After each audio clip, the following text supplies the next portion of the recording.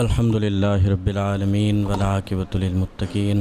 والصلاة والسلام علی اشرف الانبیاء والمرسلین اما بعد فاعوذ باللہ من الشیطان الرجیم بسم اللہ الرحمن الرحیم وننزل من القرآن ما هو شفاء ورحمۃ للمؤمنین آمنت باللہ صدق اللہ العظیم اللہم نور قلوبنا بالقرآن وزین اخلاقنا بالقرآن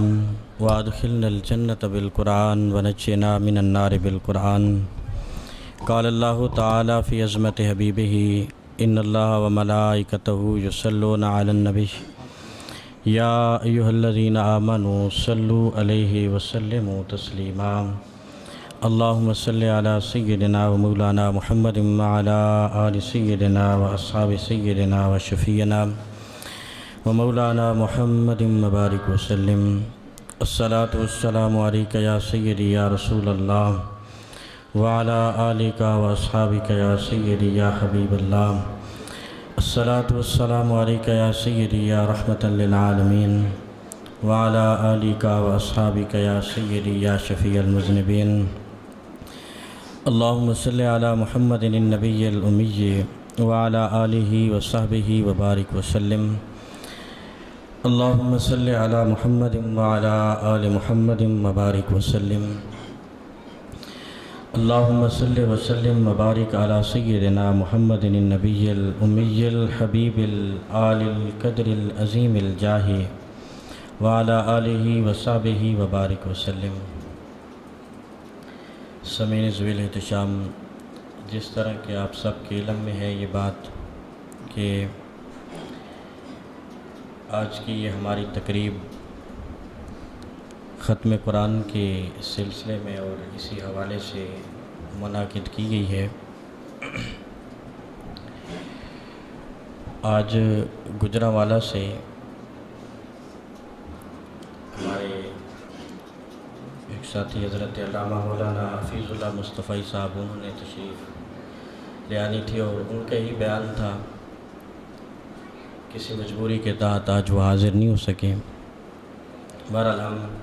بہت جلد ہی اپنے پروگرام کو اختتام کی طرف لے جائیں گے۔ چند ایک باتیں میں اسی حوالے سے آپ کے سامنے عرض کروں گا، کیونکہ ختم قرآن کی یہ تقریب ہے۔ آپ احباب کافی دیر سے یہاں پہ تشریف فرما ہوئے ہیں اور بالخصوص علماء جناب محترم بابا جی میر محمد جاوید صاحب، علامہ سعید نیازی صاحب، حضرت مولانا نعیم الرحمن ہزاروی صاحب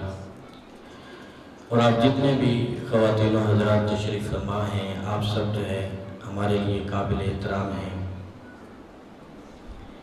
ایک پیغام دینا ہے آپ کو قرآن کے حوالے سے، اور یہی مقصد ہوتا ہے ہر سال ہم اس طرح کی جو ہے تقریب منعقد کر کے قرآن کا پیغام عام کرنے کے لیے ایک جد و جہد کر رہے ہیں، اور اسی حوالے سے آپ تک یہ پیغام پہنچایا جائے گا۔ قرآن مجید فرقان حمید میں اللہ تعالیٰ نے ارشاد فرمایا وَنُنَزِّلُ مِنَ الْقُرْآنِ مَا هُوَ شِفَاءٌ وَرَحْمَةٌ لِلْمُؤْمِنِينَ کہ ہم نے قرآن کو نازل کیا ہے، یہ مومنین کے لیے شفا بھی ہے اور رحمت کا پیغام بھی ہے۔ ذَلِكَ الْكِتَابُ لَا رَيْبَ فِيهِ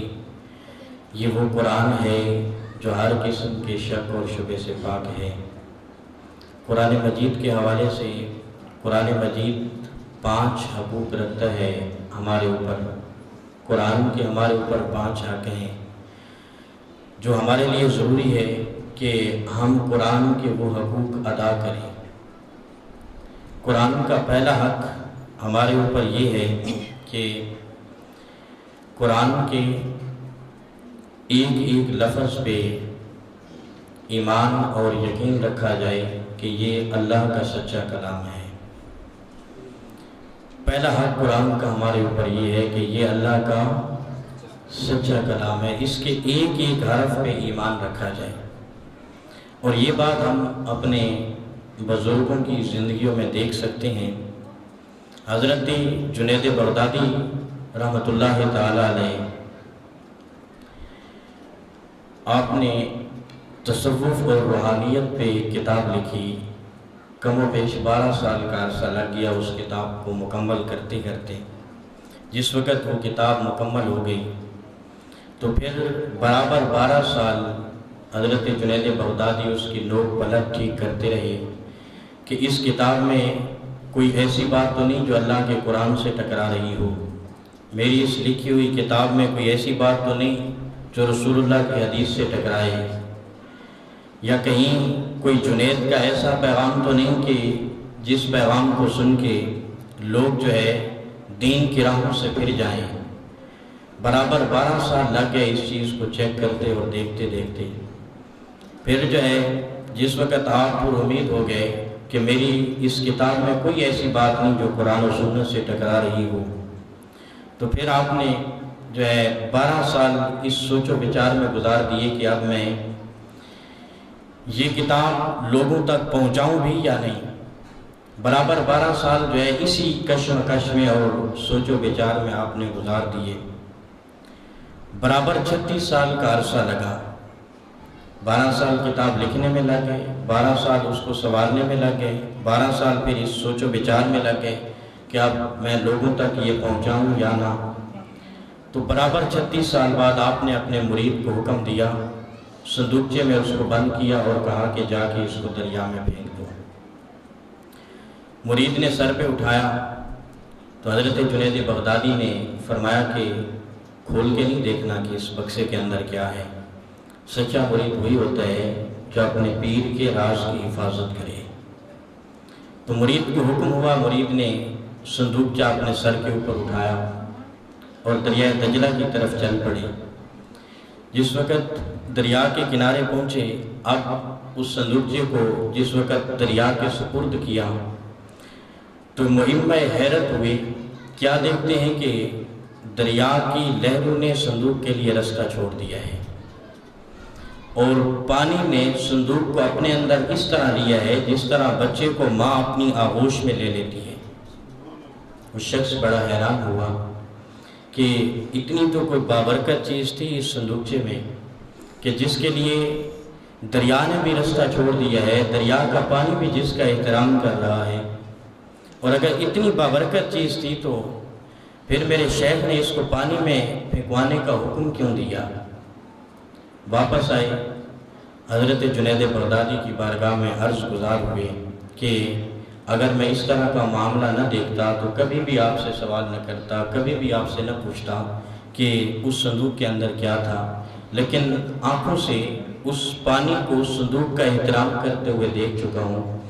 تو مجھ کو بتایا جائے، مجھ پہ یہ راز آشکارا کیا جائے کہ اس صندوق کے اندر کیا تھا کہ جس کا دریا کے پانی نے بھی احترام کیا، اور اگر کوئی ایسی بابرکت چیز تھی تو پھر آپ نے پانی میں پھینکنے کا حکم کیوں دیا۔ تو حضرت جنید بغدادی نے اس کے اصرار پہ اس کو جواب دیا، کہا کہ بیٹا میں نے ایک کتاب لکھی جس کو 12 سال لگ گئے، پھر میں اس کو دیکھتا رہا کہ کہیں اس کا کوئی لفظ قرآن و سنت کے خلاف تو نہیں، اس پہ 12 سال لگا دیے، 12 سال پھر اس سوچ و بچار میں لگا دیے کہ لوگوں تک یہ پیغام پہنچاؤں یا نہ پہنچاؤں۔ برابر 36 سال کی میری محنت تھی، لیکن جس وقت میں نے ارادہ کیا کہ اب یہ پیغام لوگوں تک پہنچاؤں تو پھر میرے دل میں خیال آیا کہ جب اللہ کا قرآن موجود ہے تو اللہ کے قرآن کے ہوتے ہوئے جنید کی کسی کتاب کی لوگوں کو ضرورت نہیں ہے۔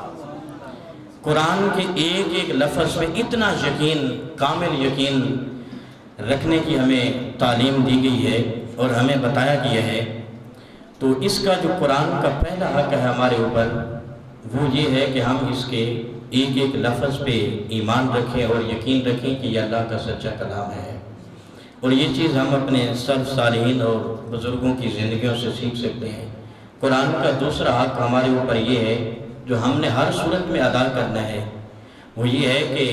درست مخارج کے ساتھ صحیح ادائیگی کے ساتھ قرآن کو اوپر سے دیکھ کے پڑھنا ہر انسان کو آنا چاہیے، چاہے وہ چھوٹا ہے یا بڑا ہے۔ ہر انسان کے لیے قرآن کا یہ حق ہے کہ وہ قرآن کو پڑھنا جانتا ہو، صحیح تلفظ اور ادائیگی کے ساتھ، ٹھیک طرح سے الفاظ کی ادائیگی بھی اس کو پتہ ہونی چاہیے، زبر اور زیر کا بھی ٹھیک طرح سے اس کو پتہ ہونا چاہیے، اور قرآن جو ہے اس کو ٹھیک طرح سے وہ پڑھنا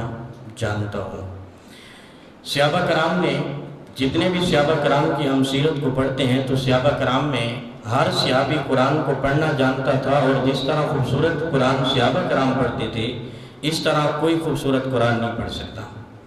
میں کہتا ہوں کہ صحابہ خوبصورت قرآن کیوں نہ پڑھتے، انہوں نے قرآن سیکھا بھی تو صاحب قرآن سے تھا، قرآن سیکھا بھی تو اللہ کے نبی سے تھا۔ تو صحابہ کرام میں ہر صحابی نے قرآن کو پڑھنا سیکھا ہے،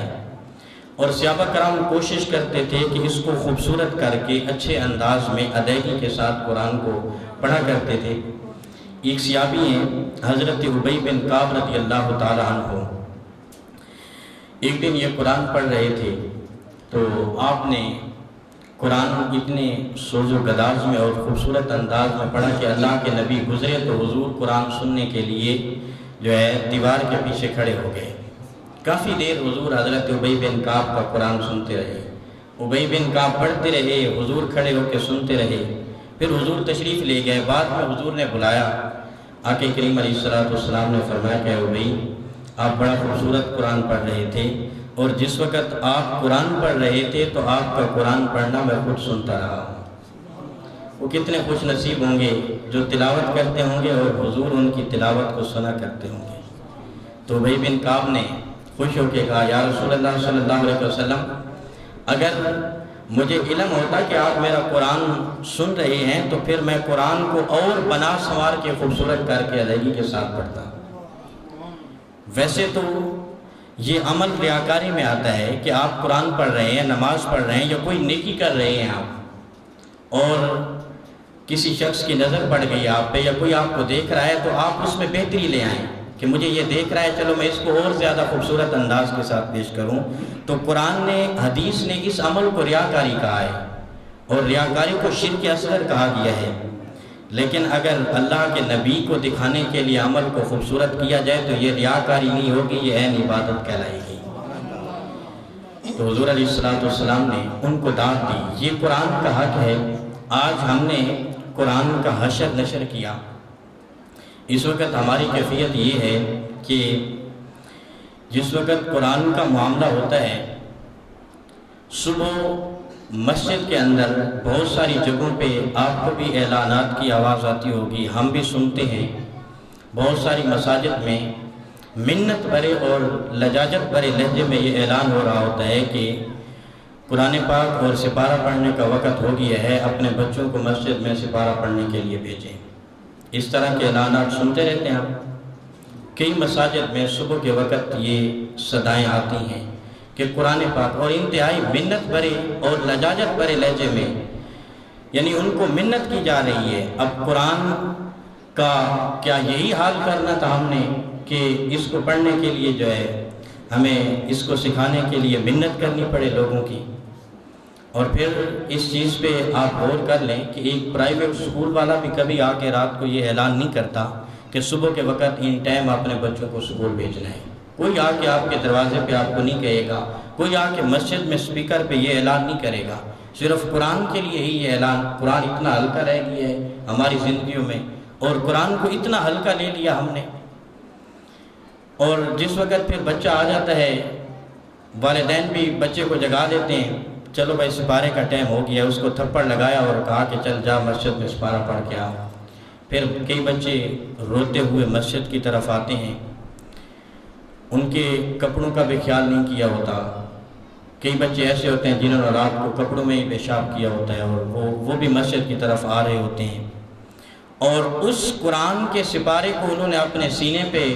رکھا ہوتا ہے، سینے کے ساتھ لگایا ہوتا ہے، جس کے بارے میں رب ذوالجلال نے فرمایا لا یمسہ الا المطہرون، اس کو بے وضو ہاتھ بھی تم نہیں لگا سکتے، اس کو بے وضو تم چھو بھی نہیں سکتے۔ اور پھر جس وقت بچہ مسجد میں آ جاتا ہے قرآن پاک پڑھنے کے لیے، اور کسی دن اگر اس کو تھوڑا سا ٹائم زیادہ لگ جائے، قاری صاحب قرآن پاک کے بعد اس کو نماز سکھانے کی کوشش کریں یا کوئی حدیث سنانے کی کوشش کریں، یا اس کو کوئی دعا یا جنازہ تیار کرنے کے لیے تھوڑا سا ٹائم اس کا زیادہ لگا لیں، تو کئی مائیں پھر مسجد کے دروازے پہ پہنچ جاتی ہیں اور پھر یہ کہتی ہوئی نظر آتی ہیں کہ مولانا آپ کو یہ نہیں پتہ کہ سکول کا وقت ہو گیا ہے، کیا تو نے میرے بیٹے کو سارا دین ایک ہی دن میں سکھا دینا ہے؟ تو یہ حال کیا ہم نے قرآن کا، اور اس طرح کا ہمارا رویہ ہے۔ اب تصویر کا دوسرا رخ بھی دیکھیں، پھر وہی بچہ جس وقت گھر میں جاتا ہے ماں اس کو پکڑتی ہے، نہلاتی ہے، دھلاتی ہے، یونیفارم اس کا لے کے آتی ہے جو رات سے ہی پریس کیا ہوا ہے، رات سے پریس کر کے یونیفارم سکول کے لیے اس کا رکھا ہوا ہے کہ کہیں ایسا نہ ہو کہ واپٹا والے بجلی بند کر دیں اور صبح پریشانی ہو جائے اور بچے کو بغیر یونیفارم کے سکول جانا پڑ جائے۔ اور بچے کی کتابیں، کاپیاں، پینسلیں، ربڑ، یہ ساری چیزیں رات کو ہی ریڈی کر کے اس کے بیگ میں ڈالی ہوئی ہیں کہ کہیں بچے کو سکول میں جا کے پریشانی نہ ہو، کہیں بچے کے لیے کوئی مشکل نہ پیدا ہو جائے سکول میں۔ اور اس دوڑ میں امیر اور غریب برابر دوڑ رہے ہیں، کیا امیر اور کیا غریب برابر دوڑ رہے ہیں۔ ایسی ان پڑھ مائیں اور غریب گھرانوں سے تعلق رکھنے والی خواتین بھی ہیں جن کو پتہ نہیں کہ سبجیکٹس کیا ہوتے ہیں، تو ان کو پتہ نہیں کاپیوں اور کتابوں کے جو ہے ناموں کا بھی نہیں پتہ ہوتا، تو انہوں نے تعداد انگلیوں پہ گنی ہوتی ہے کہ میرے بیٹے کی اتنی کاپیاں ہیں، اتنی کتابیں ہیں، تو پوری گنتی کی جو ہے تعداد پوری کر کے اس نے بیگ میں سارا کچھ ڈالا ہوتا ہے تاکہ صبح بچے کے لیے پریشانی نہ ہو۔ اور ایسے غریب گھرانے بھی کہ جس کے بچے کے پاس صرف ایک شرٹ ہے، تو بچہ جو ہی سکول سے واپس آتا ہے تو ماں اس بچے کو پکڑتی ہے، وہ شرٹ اتار کے صرف میں بھگو دیتی ہے کہ صبح دوبارہ جس وقت میرا بیٹا سکول جائے تو اس وقت جو ہے اس کی شرٹ صاف ستھری ہونی چاہیے۔ امیر اور غریب برابر دوڑ رہے ہیں، اور پھر اس کا یونیفارم اس کو پہنایا جاتا ہے، آنکھوں میں سرما لگایا جاتا ہے، بالوں میں تیل لگایا جاتا ہے، اس کو ٹائی سکول کے یونیفارم کی جو ہے وہی پہنائی جاتی ہے، اور اس کو جوتے بھی پالش کر کے دیے جاتے ہیں، جرابیں بھی اسی رنگ کی پہنائی جاتی ہیں جو سکول والوں نے بتائی ہوئی ہیں، اور پھر جو ہے بستے میں سارا کچھ چیک کر کے اور اس کا جو لنچ باکس ہے وہ بھی بیگ کے اندر ڈال دیا جاتا ہے، اور پھر پانی والی کین اس کی بغل پہ لٹکا دی جاتی ہے، اور پھر باپ جو ہے اس کو 10-20 روپے جیب خرچی بھی دیتا ہے، اور پھر جو ہے پیار بھرے اور مت بھرے لہجے میں اس کے ساتھ باتیں کرتے کرتے اس کو موٹر سائیکل پہ بٹھا کے سکول چھوڑ کے بھی آتا ہے اور پھر سکول سے لے کے بھی آتا ہے۔ یہ کچھ چل رہا ہے ہمارے معاشرے میں۔ اس کے بارے میں مجھے تھپڑ لگا کے بھیجا گیا تھا، وہ چیز ایک نقل ہے، اور جس چیز پہ پورے خاندان کی توجہ لگی ہوئی ہے، سارے گھر والے بھی اسی چیز پہ توجہ دے رہے ہیں، پورا خاندان، چاچے مامے تائے، آنے والے مہمان بھی اسی چیز پہ جو ہے توجہ دے رہے ہیں، تو پھر بچہ سمجھتے کہ یہ اصل چیز ہے جس پہ پورے خاندان کی توجہ جو ہے مذکور ہے، اور سارے اسی کے بارے میں مجھ سے سوالات کیے جا رہے ہیں۔ تو پھر اس کا نتیجہ اور رزلٹ کیا نکلتا ہے کہ وہی اولاد جس وقت جوان ہوتی ہے تو ہم کیا دیکھتے ہیں، بہت سارے ایسے بوڑھے والدین جو ہے آ کر روتے ہیں کہ مولانا کیا کریں، بچہ ہمارا گستاخ ہو گیا ہے، ماں کے ساتھ بدتمیزی کرتا ہے، والدین کا ادب نہیں کرتا، اس کو پتہ ہی نہیں، میں نے 16 گھنٹے جو ہے ڈیوٹی اور محنت کر کے اس کی اسکول کی فیسیں پے کی ہیں، اور میں نے اس کے اخراجات اٹھائے ہیں، ٹیوشن الگ پڑھایا ہے میں نے اس کو، لیکن آج جو ہے وہ میری بات نہیں مانتا، اپنی ماں کا احترام نہیں کرتا، پھر یہ رونا رو رہے ہوتے ہیں ہم لوگ۔ تو میں کہتا ہوں دوستو، ساتھیوں، آپ نے جس چیز کی فیسیں پے کی تھیں اس چیز میں تو آپ اس کا رزلٹ دیکھ لیں۔ آپ نے فیس جو ہے والدین کا ادب کرنے کے لیے جو تعلیم اس نے حاصل کی تھی اس کی آپ نے فیس نہیں کی، فیس پے نہیں کی، آپ نے انگلش کی فیس پے کی ہے، آپ نے کیمسٹری اور بیالوجی کی فیس پے کی ہے، آپ نے میتھ کی فیس پے کی ہے، تو اس کا آپ رزلٹ دیکھ لیں، 80% سے تجاوز کر رہا ہے۔ آپ نے جس چیز کی فیس پے کی ہے اس کا رزلٹ آپ کو مل گیا ہے، آپ نے فیسیں ان چیزوں کی پے کی اور رزلٹ آپ وہ مانگتے ہیں جو قرآن و حدیث سے ملنا تھا۔ قرآن و حدیث والا رزلٹ تو آپ کو نہیں ملے گا نا۔ اور کتنے ایسے اسکول کے سلیبس ہیں آپ دیکھ لیں جن میں اخلاقیات کی تعلیم دی جاتی ہو، کتنے چیپٹرز اس پہ قائم کیے گئے ہیں، یا جس میں جو ہے یہ بتایا جاتا ہو آپ فزکس کیمسٹری کے سارے چیپٹرز کو ترازو کے ایک پلڑے میں رکھ دیں تو کہیں آپ کو یہ نہیں ملے گا کہ ماں کس ہستی کا نام ہے، باپ کس عظیم بزرگ ہستی کا نام ہے، کہیں آپ کو یہ نہیں ملے گا۔ آپ نے فیسیں جو ہے دوسرے سبجیکٹس پہ کی اور رزلٹ آپ قرآن و حدیث والا مانگنا چاہتے ہیں، تو اس طرح میرے دوست کبھی بھی نہیں ہوتا۔ جس چیز کے لیے آپ نے فیس پے کی ہے، محنت کی ہے، توجہ دی ہے، خیال کیا ہے، اسی چیز کا ہی آپ کو رزلٹ ملے گا۔ تو قرآن کا یہ حال کیا ہے، ہم نے قرآن کا یہ حشر نشر کیا۔ میں کہتا ہوں کہ اپنے بیٹے کو صرف دو حدیثیں اگر حضور علیہ السلام کی ان کو گھٹی میں پلا دو اور بچپن سے ان کو سکھا دو تو کبھی بھی بچہ والدین کے سامنے اونچی آواز میں بات نہیں کرے گا۔ رضا اللہ فی رضا الوالد و سخط اللہ فی سخط الوالد، کہ باپ کی رضا جو ہے نبی کریم صلی اللہ علیہ وسلم نے فرمایا کہ جس نے اپنے باپ کو راضی کیا، میں محمد گارنٹی دیتا ہوں کہ اس نے اپنے رب کو راضی کر لیا ہے۔ باپ کی رضا میں اللہ کی رضا ہے، اور باپ کے سخت ہونے میں جو ہے اللہ کی سختی ہوتی ہے، اللہ ناراض ہوتا ہے۔ یہ چیزیں اگر بچپن سے اولاد کو تعلیم و تربیت میں دی گئی ہوتی تو بڑے ہو کے بچے کبھی بھی اپنے والدین کے سامنے کھڑے نہ ہوتے اور کبھی بھی بدتمیزی نہ کرتے۔ تو قرآن کا دوسرا حق ہمارے اوپر یہ ہے کہ ہم اس کو جو ہے پڑھنا سیکھیں اور اپنی اولاد کو پڑھنا سکھائیں۔ قرآن کا تیسرا حق ہمارے اوپر یہ ہے کہ قرآن مجید کے مفہوم کو سمجھا جائے، لیکن بدقسمتی سے آج اس چیز سے بھی ہم بالکل خالی ہیں۔ یہ رمضان شریف کا مہینہ اب اختتام کو پہنچ رہا ہے، اور کتنے لوگ ایسے ہیں فجر کے بعد جو قرآن کھول کے بیٹھتے ہیں اور جو قرآن کی تلاوت کرتے ہیں، اس کے معنی، مفہوم اور مطالب کو سمجھنے کی کوشش کرتے ہیں۔ جس وقت ہماری محفل میں بھی قرآن کی تلاوت ہو رہی ہوتی ہے، قاری صاحب بعض اوقات عذاب قبر کی یا جو ہے حشر کے بارے میں یا قیامت اور آخرت اور برزخ کے بارے میں قرآن کی آیات تلاوت کر رہے ہوتے ہیں، تو اب لوگوں کو کیا پتہ کہ کیا پڑھا جا رہا ہے۔ اور بعض اوقات تلاوت کے دوران ایسے لمحے ہوتے ہیں کہ جن میں استغفر اللہ پڑھنا چاہیے۔ عذاب قبر کو سن کے، عذاب جہنم کی آیات کو سن کے کیا کہنا چاہیے؟ استغفر اللہ۔ تو ہم وہاں پہ استغفر اللہ نہیں پڑھتے، کیونکہ ہمیں تو پتہ ہی نہیں کہ قاری صاحب کیا پڑھ رہے ہیں۔ ہم نے کبھی سمجھنے کی کوشش ہی نہیں کی، بس صرف ہماری توجہ اس بات پہ ہوتی ہے کہ ابھی قاری صاحب سانس لیں گے، رکیں گے تو ہم نے اونچی آواز سے زور سے سبحان اللہ بولنا ہے۔ بس صرف ہمیں اس چیز کا پتہ ہے، اور ہمیں نہیں پتہ کہ انہوں نے کیا پڑھا ہے اور کیا نہیں پڑھنا، اور پھر اوپر جا کے ہم نے نوٹ پھینکنے ہیں۔ اس کے علاوہ ہمیں قرآن کے بارے میں کسی چیز کا نہیں پتہ، بس صرف ہم نے سبحان اللہ پہ ہی زور لگایا ہوا ہے، اور اسی چیز کی جو ہے طرف ہماری توجہ جو ہے مذکور کی جا رہی ہے۔ قرآن مجید کو کیا قرآن اس لیے آیا تھا کہ بس اس کو اوپر سے دیکھ کے پڑھ لینا ہے اور بات ختم ہو جائے گی؟ یہاں پہ بچہ بھی لوگوں نے قاری صاحبان اپنے گھروں میں لگائے ہوتے ہیں قرآن پڑھانے کے لیے۔ جس وقت بچہ قرآن ختم کر لیتا ہے تو والدین کہتے ہیں 500,000 روپیہ پکڑایا، مٹھائی کا ڈبہ پکڑایا، بس قاری صاحب کل سے آپ نے نہیں آنا، کیونکہ اب الحمدللہ ہمارے بیٹے نے قرآن پاک قربانگی کے ساتھ ختم کر لیا ہے، بس ٹھیک ہے اب ہو گیا ہے، اس کا قرآن مکمل ہو گیا ہے۔ کیا قرآن اس لیے نازل ہوا تھا کہ ہم ساری قوم اس کو ایک دفعہ دیکھ کے پڑھ لیں اور ختم کر لیں؟ یہاں پہ کچھ مساجد میں تو رواج ہی نہیں نا کہ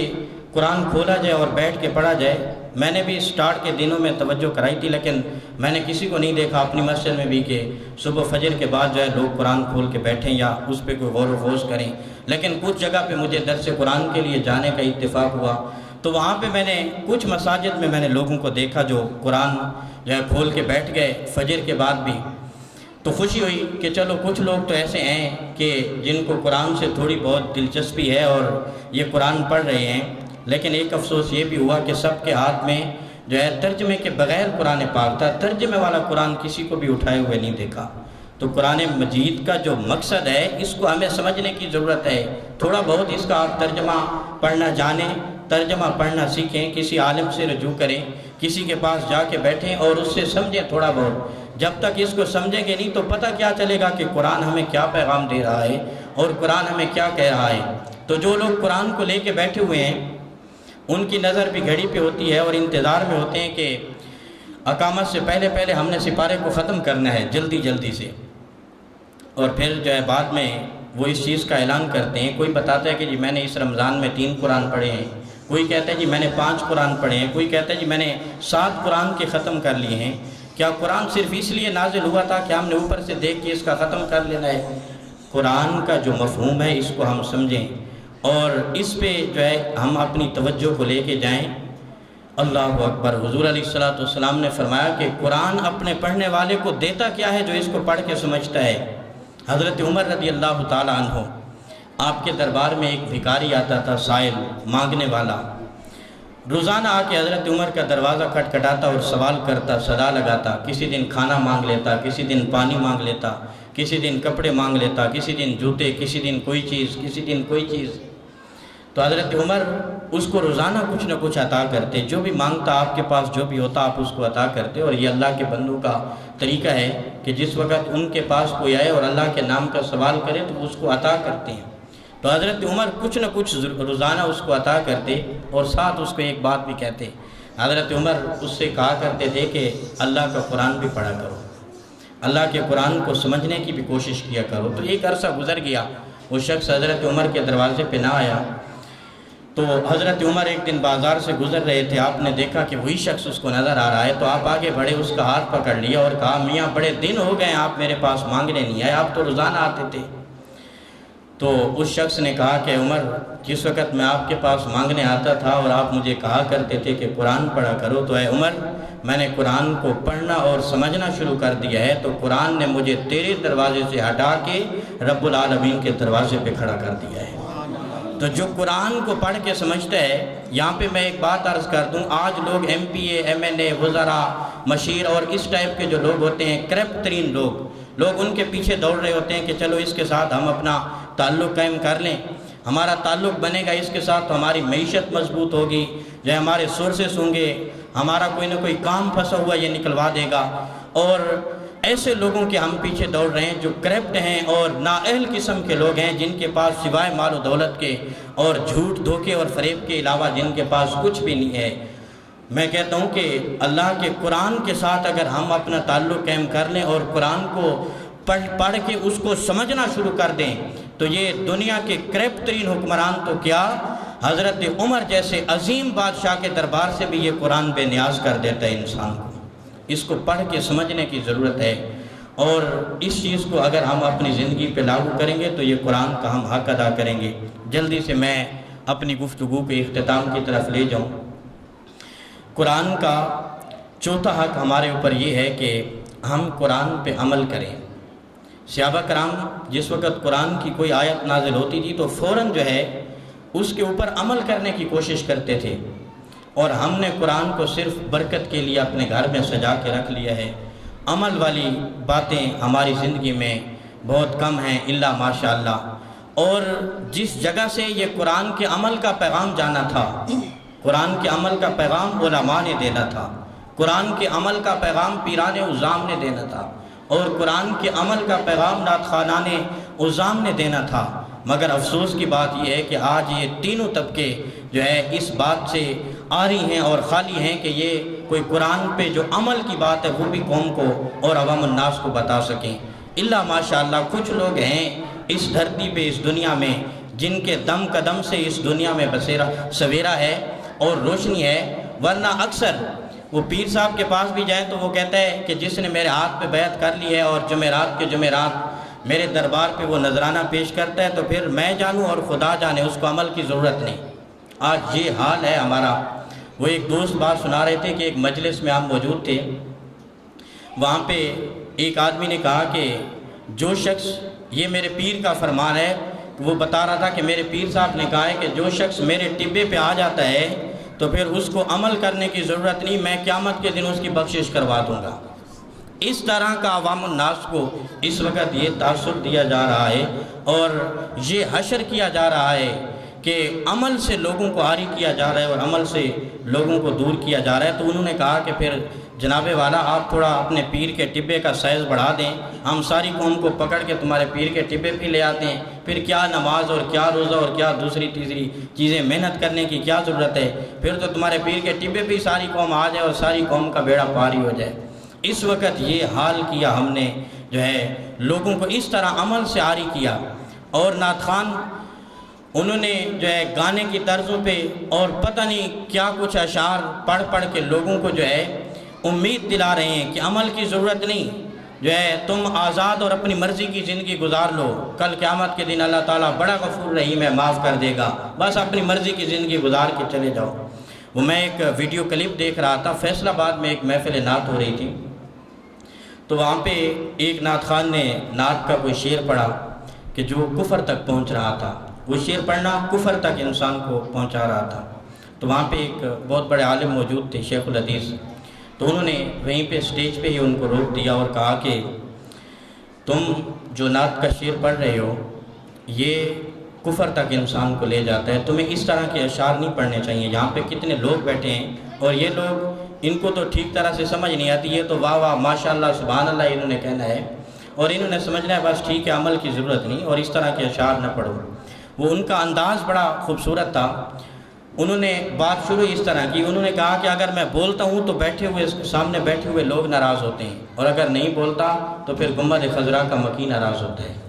کہ ایک عالم کے سامنے غلطی ہو رہی ہے اور عالم خاموش بیٹھا ہوا ہے۔ تو انہوں نے کہا کہ لوگ ناراض ہوتے ہیں تو ہوتے رہیں، گنبد خضرا کا مکی ناراض نہیں ہونا چاہیے۔ اس نے روک دیا اور کہا کہ تم اس سے رجوع کرو اور توبہ کرو، عوام کے سامنے تم نے یہ شعر پڑھا ہے تو تمہیں توبہ بھی عوام الناس کے سامنے کرنی چاہیے۔ تو بہرحال اس نے جو ہے اپنی عزت بچانے کے لیے اس نے رجوع کیا، سب لوگوں کے سامنے اس نے معافی مانگی۔ تو بڑا میرا دل مطمئن ہوا، میں نے کہا چلو کچھ ایسے لوگ موجود ہیں کہ جو غلطی کریں اور ان کو سمجھایا جائے تو کم از کم بات ان کی سمجھ میں آ جاتی ہے کہ ٹھیک ہے۔ لیکن ٹھیک جو بات پہ اس کا تھوڑا آگے حصہ بھی پھر دکھایا گیا۔ 8 یا 10 دن بعد، بیٹھ جا بیٹا، بیٹھ جا ادھر، 8 یا 10 دن بعد جو ہے پھر اسی نعت خوان کو وہیں اسی سٹیج پہ بلایا گیا، اور 8 یا 10 دن بعد پھر اس نے وہی شعر پڑھا جس سے اس کو روکا گیا تھا۔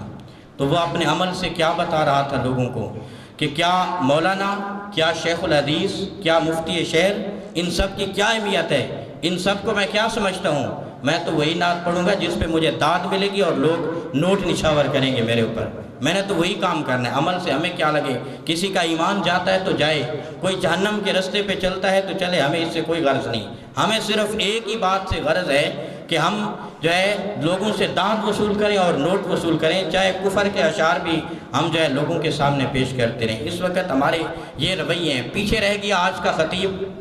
تو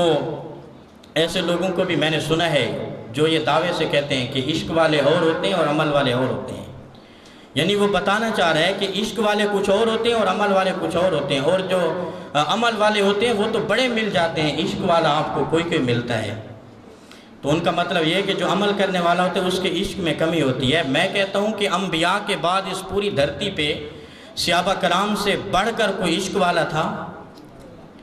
صحابہ کرام سے بڑھ کے کوئی عشق والا نہیں تھا، جنہوں نے نبی کریم صلی اللہ علیہ وسلم کے وضو کا پانی بھی زمین پہ نہیں گرنے دیا۔ اس سے بڑا بھی کوئی عشق والا ہو سکتا ہے؟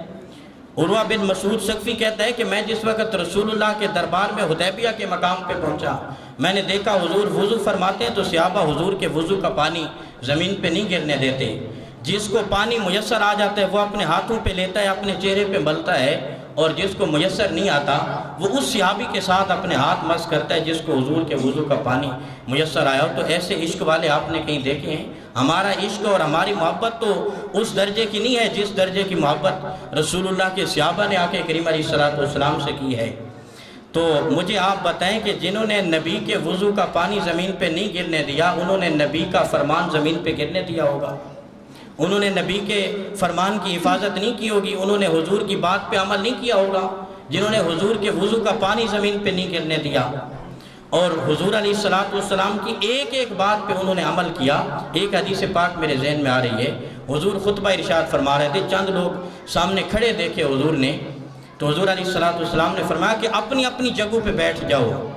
اتنے کلمات کہنے کی دیر تھی، ایک صحابی گلی میں آ رہے تھے، وہیں گلی میں ہی بیٹھ گئے۔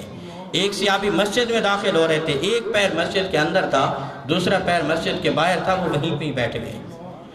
اس طرح انہوں نے عمل کر کے دکھایا ہے کہ حضور کی زبان سے جملہ ادا ہوتا تھا، فوراً عمل پیرا ہو جاتے تھے۔ حضور علیہ الصلوۃ والسلام نے قرآن کی آیت سنائی صحابہ کرام کو، اقترب للناس حسابهم فهم فی غفلۃ معرضون، کہ حساب کا وقت قریب آ گیا ہے اور تم جو ہے ابھی تک اعراض کیے ہوئے ہو۔ بس اتنا کہنا تھا کہ ایک صحابی یہ آیت سن کے نکلے، دوسرے صحابی مکان کی چھت ڈال رہے تھے، تو انہوں نے صحابہ کرام اس صحابی سے پوچھا کہ